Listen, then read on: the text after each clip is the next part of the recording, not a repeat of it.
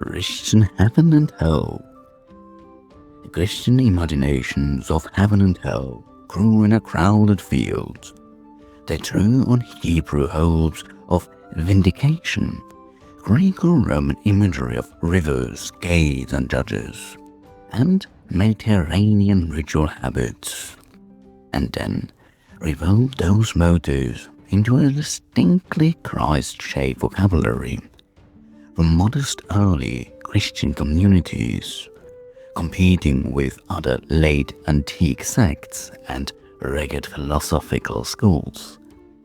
These images were carried, argued over, and finally globalized by empire, mission, and prince. The result is the most widely exported afterlife map in history, a theology that has worn many clothes. Apocalyptic urgency, monastic asceticism, civic charity, and today appears in churches, cults, literature, and the popular imagination, from parish chapel to streaming platform. Gates and threshold, baptismal doors, cemetery gates, and the last hour. Now, begin with water. The font is a small, sensible pool in a stone corner, a domestic miracle. A hand dips, a name is spoken, and a life is recast as passage. Death remembered, life reissued. Baptism is not only theology, it is a threshold ritual that speaks in the plant grammar of water and name. One moment you are a body in the village register, the next you are admitted to a different household, the baptized community, carrying a new set of obligations, protections, and, if the ceremony is done properly, slightly better table manners. Now, funeral liturgy is the doorway made public, the procession that leaves the house, that hymns the lays the air, the incense trailing like an argument.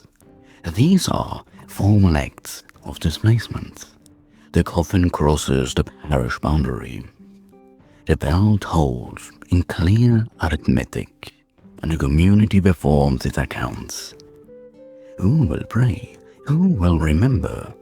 What bread will be set aside? A cemetery gate is both gate and ledger. Names carved in stone, dates recorded, votive flowers left like receipts. Visiting the grave, its work is not just piety. It is the small, repeated labor by which the living keep the end of the covenants. Relics and shrines by the sea, a sands bone in a reliquary act as a local hub for petitions. Touch, petition, light a candle. The stranger's grave becomes a public transaction. Relic to do the civic job once done by household offerings. They concentrate claims, mediate petitions, and make a place where heaven's attention seems briefly negotiable. Pilgrims approach not as tourists, but as petitioners who know that boundaries can be coaxed by name gestures. The last hour is the calendar's final hinge. Eschatology frames thresholds in time as well as place.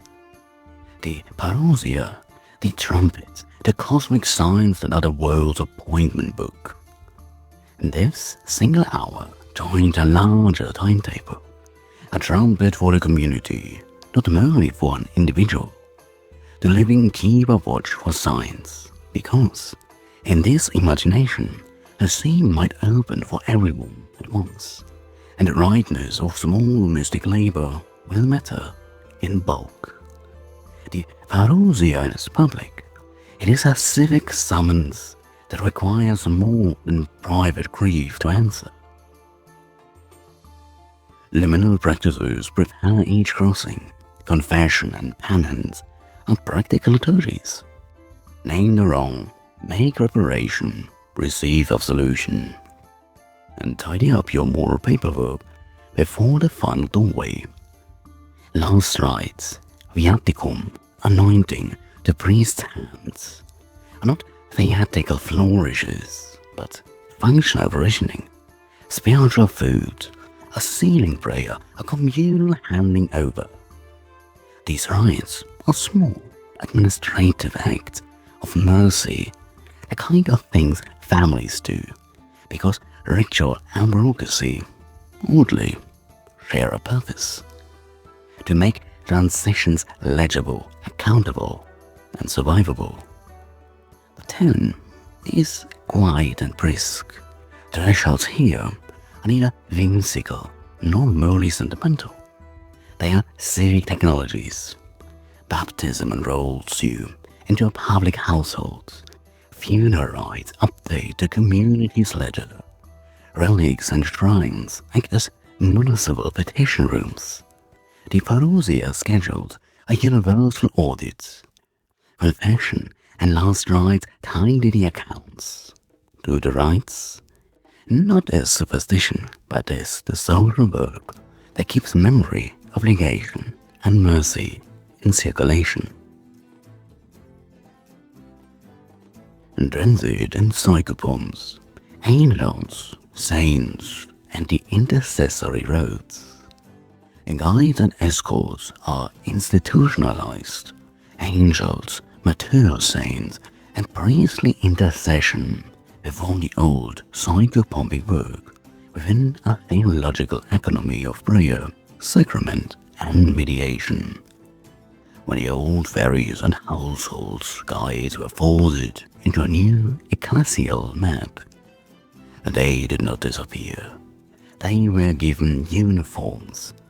Angels became the polite civil servants of the sky, competent, a little brisk, and unwilling to accept bribes and coin. And though prayers and petitions are always welcome, they walk with the soul, record its name in the credit register, and stand as witnesses at the thresholds. In art, they carry trumpets and scrolls. In pastoral imagination, they carry testimony and the reassuring certainty that someone has read the manifests. Saints pick up the local priest, a materialist cult, a village patron, a shrine on the roads. These are the places where assistance is most likely to be found. People petition saints as one petitions a helpful relative. Light a candle, speak the name, present your needs, and the saint will take your letter to the longer table. Relics do practical work. They concentrate attention, mediate petitions, and make a place where heaven's ear seems thinly and politely closer. Pilgrims approach relics not as tourists, but as claimants seeking backup for a soul's journey. Priest and sacramental rites become the church's field office. The Eucharist, offered as viaticum, becomes food for roads. Masses for the dead are the community's petitions, filled on behalf of those who have gone before. Confession and absolution tidy moral accounts, so that the soul's dossier is less in cubits at the final hearing. The ritual economy is bureaucratic in the best sense, precise, performed in public, and designed to render passage legible and supported. The parish is the office that keeps the files current, and the faithful are its clerks. Angels, saints, and clergy operate in complementary registers. Angels escort and witness. Saints intercede with a personal authority grounded in martyrdom or holiness. Priests perform liturgy and manage the communal labor of remembrance. Together, they form a chain of mediation that reassures the living and aids the dead. The aged are anointed, the dying receive the viaticum, the community sings for their deposits, and the mass is said as a public petition. It is efficient, comforting, and oddly domestic. Spiritual logistics rather than metaphysical theater. Sacraments work as procedural aids. The Mass for the dead turns communal memory into action. Prayers are not merely sentimental but functional petitions. The Eucharist as viaticum is provisioning. The absolution clears the record of particular stains. These acts are public evidence. A family that holds vigils and endows masses shows its obligations have been met. Theologically, this is framed as mercy and intercession. Practically, it looks like bookkeeping performed in incense and chants. Popular continuity persists. Folk rites, votive candles, roadside crosses, the leaving of bread at a grave, the singing of a grandmother's hymn, coexist with official liturgy. People keep doing what works. They call a saint, they bring a candle, they ask a priest. The church borrows the familiar technologies of petition and repurposes them, but the practice retains its old practicality. Small acts of remembrance, public supplication, and a steady labor of communal prayer that holds a name before God. There is a distinct tone to all of this, solemn, pastoral, and lightly dry. The psychopompic office now has hierarchy and paperwork, but it also retains the human gestures that made all the rites meaningful. A candle lit in a cold chapel, a small coin left at a shrine, a whispered name at the bedside. The system promises orderly aids. The angels note, the saints read, the priests perform, and the faithful heap vigil. It is comfort rendered in schedules and songs. God and inhabitants, heavenly court, angelic hosts, and the company of the saved. Heaven and hell present the social polities. God's cosmic court of angels and elders. The communion of saints as an active society upstairs, and infernal orders, demons and tormented shades, as a criminally organized anti-community below. Imagine the cosmos as a city with neighborhoods and municipal offices. At the top, that's a throne room that looks like the most solemn town hall you've ever seen, only larger, quieter, and with better robes. There, the sovereign, God or Christ, depending on tradition, presides as judge and guarantor of the common weal. Angels stand as clerks, heralds, and ushers. Elders, martyrs, and saints take seats as counsel and testimony. Trumpets mark the summons. The scene is juridical, civic, and theatrical all at once. It teaches a simple lesson. Mortal life has neighbors, rank, and an audience. Angelic hierarchies make the administration plausible. Corps of angels are not merely decorative corps. They are an organized civil service.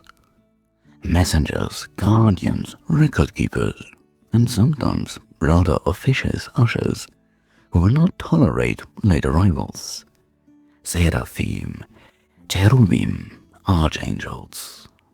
Each name marks a role. Praise, custody, proclamation. In art and hymnody, they perform duties that in ordinary civic life would be split between judges, notaries, and watchmen. The point is practical. Heaven runs on order as much as mercy. The communion of saints is not a mere fan club.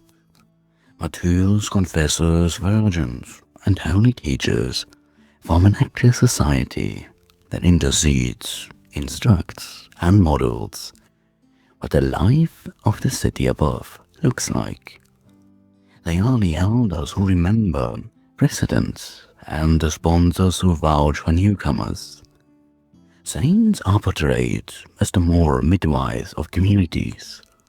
They plead for mercy, endorse petitions, and provide examples of conduct to be imitated. They are social capital personified, useful at council meetings and excellent at consolations. Below, infernal orders mirror this topography with a bleakly bureaucratic efficiency. Demons and fallen angels are pictured as a countercourt, tempters, accusers, tormentors, organized into ranks that administer outrage rather than order. Torment is not simply random cruelty, but a perverted sociality. The inverted mimicry of officers where power is exercised to destabilize rather than repair. Like any bad administration, it has memos, grudges, and an uncanny interest in paperwork you never filed. Judgment scene unites these filters. Books are opened, names are read, testimonies given. Angels present records, saints plead, the accuser presses charges. The sovereign decides. This courtroom is civic theater, a social mechanism that makes moral life legible. The iconography uses simple props, scales, books, gates, and trumpets, because civic lessons are best taught with visible, sensible objects. The drama tells communities what counts: fidelity, charity, truth, and the steady work of neighborliness. Spatially, plurality matters. Traditions imagine multiple heavens, layers of paradise, gardens, courts of light, and diverse hells, purgative states, chthonic pits, punitive abysses, each reflecting theological priorities. Some systems emphasize restorative stages, a place for repair. Others, the absolute gulf. The multiplicity signals that societies make afterlife imageries that fit their civic needs: consolation, discipline, hope, or deterrence. The infernal and heavenly communities interact in the stories, and interaction is intrusive and instructive. Angels shepherd, demons accuse, saints intercede, devils distract. The moral of the parable is civic. Virtue is relational and public. Your deeds echo in a social ledger. Your missions become other people's headaches, and the afterlife organization reinforces norms. Hospitality, oath-keeping, care for the weak, and honest speech are practices that accumulate credit in the communal accounts. A touch of dry humor helps. So, picture the angelic register keeper peering over a quill, the scolding of a human for sloppy bookkeeping. Charity, please, not just good intentions. While below, a demon gleefully files a complaint of the unpaid grudges. The image is not irreverent, it is salutary. The cosmos rewards tidy neighborliness, and is tediously allergic to negligence. Now, The heavenly court is not an abstraction, but a civic mirror. It models a community in which ranks, roles, and mutual obligations persist beyond death. The saints teach, the angels administer, the demons misfire, and the sovereign judges. The afterlife sociality, thereby, becomes a pedagogy for the living. Behave as if your neighbors matter, because in the great ledger, they do. Judgment, reward, and cultural function, penance, paradise, and the social work of salvation. Judgment serves moral pedagogy and social repair.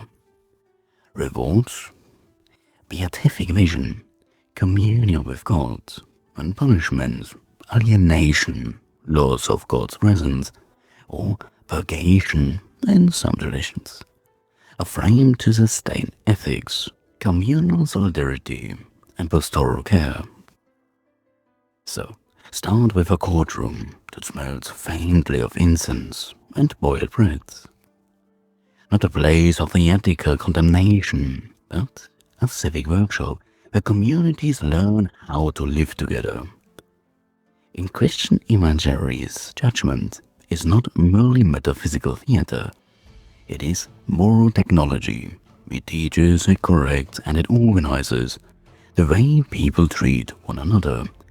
Now, so that the world to come will be less chaotic.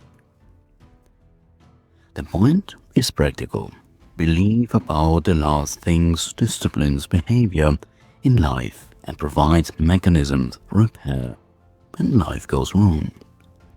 Next, begin with the timing. There are two registers of judgments. Particular judgment is the intimate moment at death, when, in many traditions, a soul meets its initial fate, welcomed, purified, or detained. Ultimate or final judgment is the public eschatological assembly, when records are read, history is sorted, and communal restoration is enacted on a cosmic scale.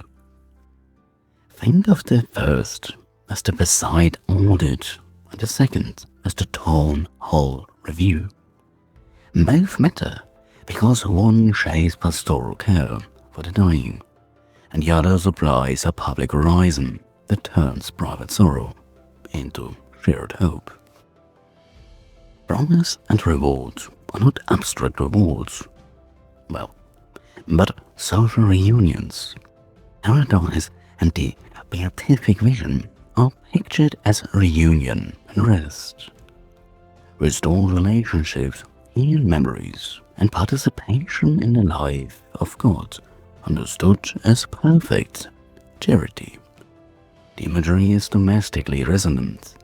Table set, wounds, bound, names remembered.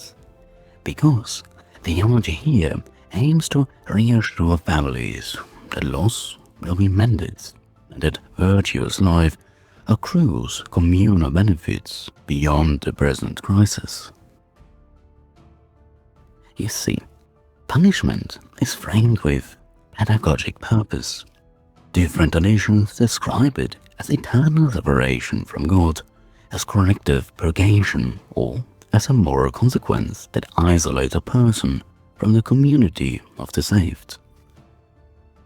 Purgatorial models where present are explicitly remedial, suffering as a kind of spiritual physiotherapy meant to heal attachments, not merely to exact arbitrary pain. The pastoral logic is evident. Punishment in these schemas is not a spectacle, but a call to repair, with rites and prayers offering real avenues for aids. Liturgical life translates doctrine into action. Masses for the dead, prayers, almsgiving, and acts of penance are not just private consolation. They are social instruments. A parish that prays for the departed, endows requiems, or organizes charity is, in effect, engaging in communal risk management. It mitigates harm, repairs social bonds, and keeps the memory ledgers tidy. Rituals for the dead functions both mercy and civic maintenance. They are how people make sure that losses are neither private embarrassments nor forgotten liabilities. Ethical teaching flows from the eschatological horizon.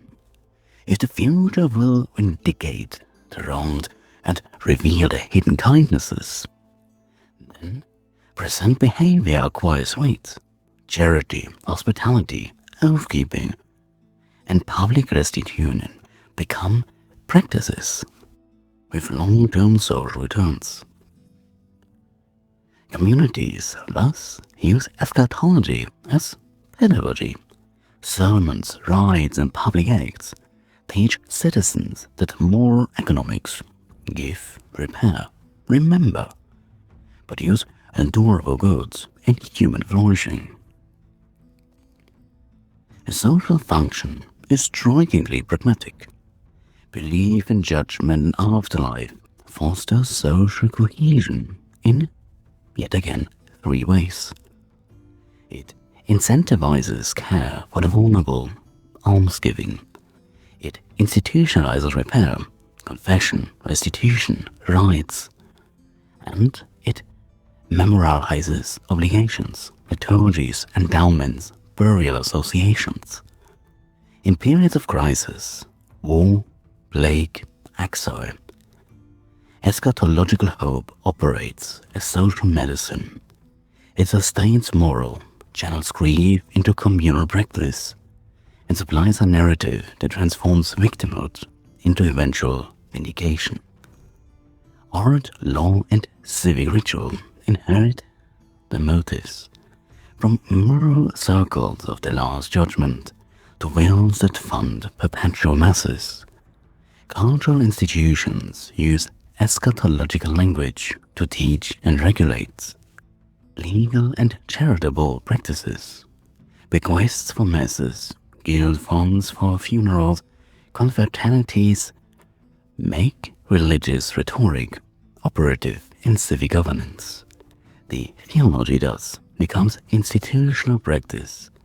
Doctrine begets policy, doctrine begets charity, charity begets social stability. The doctrine is pastoral first, punitive second. The aim is to heal and restore. The thread of separation is the stern midwife of communal virtue, not gratuitous cruelty. And there is room for dry observation. Justice in these systems is less about divine temper, tantrums, and more about keeping a neighbor tidy, pay your debts, feed the poor, repair what you broke, because the cosmic audit will check the same boxes your neighbors already watched. So, Christian heaven and hell are remarkably plastic.